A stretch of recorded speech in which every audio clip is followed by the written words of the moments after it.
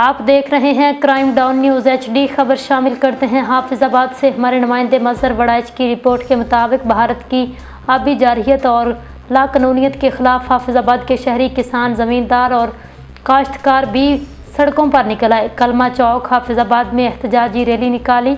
Rally میں شرکاء نے بھارتی وزیر اعظم مودی کی تصویریں نظر آتش کی۔ شرکاء پاکستانی افواج کے حق میں نعرے لگاتے رہے۔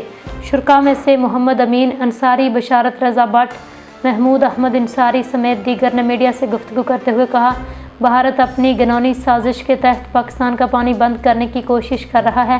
پاکستان کے کسان کسی صورت میں کامیاب نہیں ہونے دیں گے۔ پاکستانی مسلح افواج اپنے پانی اور سرحدوں کی حفاظت کرنا جانتی ہے۔